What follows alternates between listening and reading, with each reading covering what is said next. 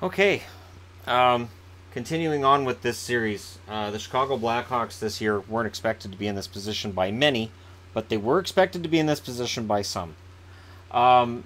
Chicago has 2 first-round draft picks. They have their own, which is lottery, because they missed the playoffs, and Nashville's, which could be as low as 31st. If Nashville wins the Stanley Cup, it's number 31 draft pick. They don't have any second-round picks, but they have 2 in the 3rd round, including Toronto's, which will be right around the middle. Well, a little below middle. Now, going forward is an odd thing with Chicago because they're they have a good mix, but we'll get into the but in a minute. $10.5 million being spent on Patrick Kane and Jonathan Toews both until 2022-2023 when they'll both be UFA. The money on Kane, I can live with. The money on Toews, not anymore.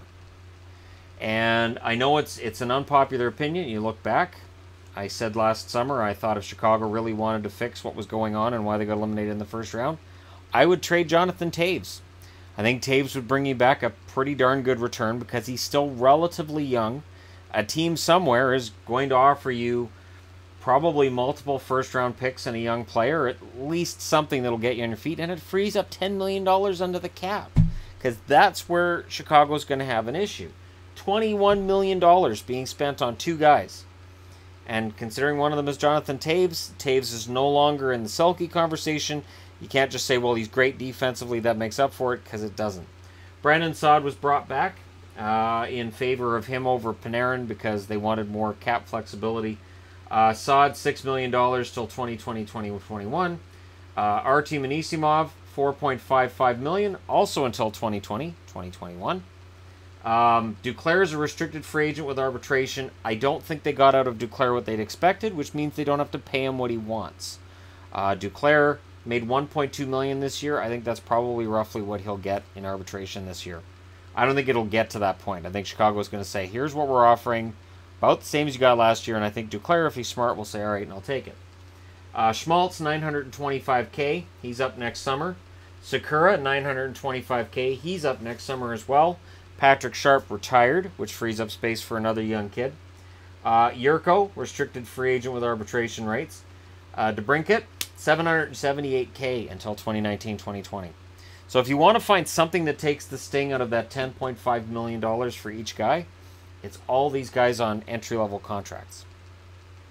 Hinostroza's restricted free agent, arbitration. He'll get more money, but not a ton more. He made $717,000 this year. He'll probably get about $1.2 million, I would think, this year. He played really well. He was kept out of games for some inexplicable reason. The only thing I could see happening would be Vinny Hinostroza saying, you know what, I deserve to be in this league. I should be in this league and play more regularly. And I don't know if I'm going to under Joel Quenneville.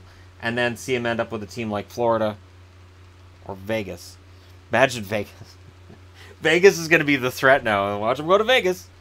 On the blue line, things are a little more of an issue. Brent Seabrook, $6.875 million, no movement clause, and he's under contract till 2023-2024. So again, for people keeping track at home, that's $28 million on Kane, Toews, and Seabrook. That's an issue. And I know Seabrook, there's Chicago fans pulling for him. There's fans all over. I personally was a little bit because everybody kind of crapping on him for all of Chicago's troubles. But that contract is an albatross. Duncan Keith, $5.53 million until 2022-2023. Keith's good, but he's not at his prime.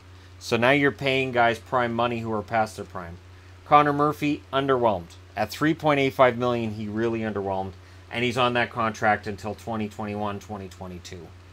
So getting rid of Hjalmarsson and bringing him in may have been a mistake. Ruda signed a 1-year extension during the season this year, towards the end of it, for $2.3 million. Hillman's listed as on the roster right now. It doesn't matter, they're off, right? $925K, he's up next summer. He's a restricted free agent. Gustafsson signed a 2-year extension, $1.2 million each. UFA at the end of that. Osterley was kind of the find of the year for Chicago, $650K. He's an unrestricted free agent next summer. So we want to talk about question marks with Chicago and why Chicago got to where they were this year at the bottom of the Central Division. Look no further than the injury to Corey Crawford, who I will continuously remind the Hockey News that they said the problem with Crawford's numbers was they were inflated due to him playing behind Chicago's really solid defense. What happened when Crawford got hurt? It fell apart. Crawford's a $6 million contract for 2 more years. Should he play them? He was out for quite a while. And there were enough alarm bells being sounded at the end of the year and towards the end of the year that his contract may be in question. Or his career may be in question, not his contract. His career may be in question. And that would really, truly, completely change the complexion of the Chicago Blackhawks and potentially even the direction of the Chicago Blackhawks. Because Forsberg, who signed for 1 more year at $750K, didn't get the job done. Down in the minors, Berube, $700K for another year. He didn't get the job done. Jeff Glass, who's not on the board here, it was a fun run to watch this guy play at 32. Not a starting goalie in the NHL. Also in the minors right now, Hayden, who's an RFA at the end of the year. He's got arbitration rights. John Hayden, surprising to me. I'm kind of surprised that he hasn't been more prominent for Chicago, because he's been good when I've watched them. I'm not sure what's holding him back. David Kampf, $925K for another year. I would say that he will definitely be a Blackhawk next season, and they'll see what they got with him. Forsling, $872K for another year. Canuck fans still not happy that Forsling was sent to Chicago in a trade that was kind of a throwaway, because Forsling looks like he could have top 4 potential. Edsel, who was picked up in trade this year, $833K for another year.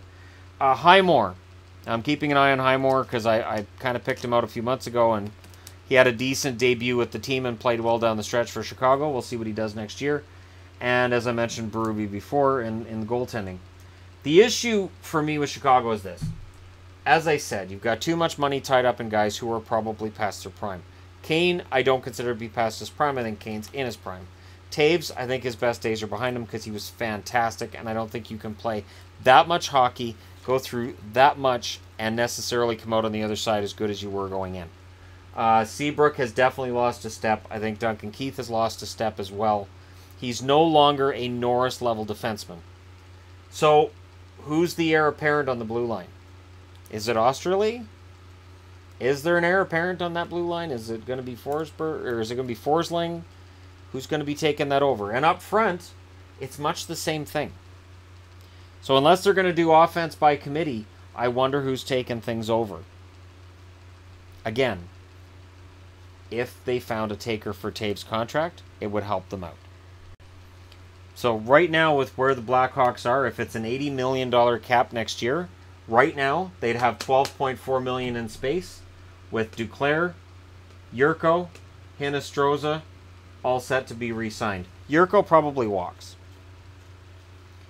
They probably don't give Yurko a qualifying offer. For people who don't know what a qualifying offer is, I can do a video on that as well. It's a relatively simple process, but you're going to hear a lot of that over the next couple of months.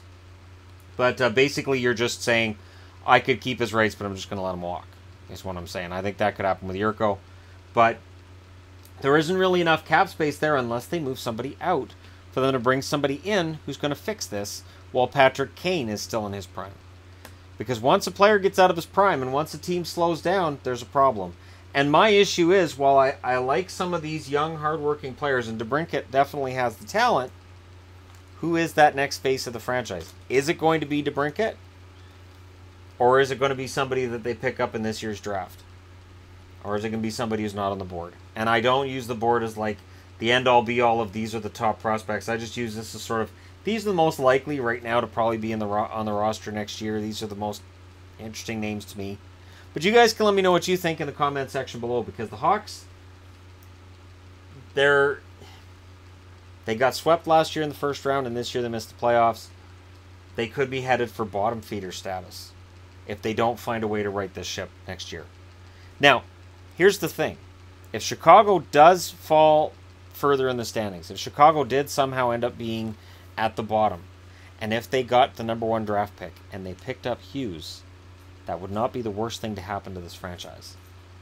It would, for me, if Chicago gets a franchise guy next year in the draft because they have the #1 draft pick, or even this year if they got Dahlin on that blue line because he got the #1 draft pick, they could potentially turn things around as quickly as Pittsburgh did and have people hating them for the fact that they keep getting franchise players. But let me know your thoughts in the comment section below. Hit like and subscribe if you're browsing your way through and you just happened upon this video. And thank you guys so much for watching. I'll talk to you again soon.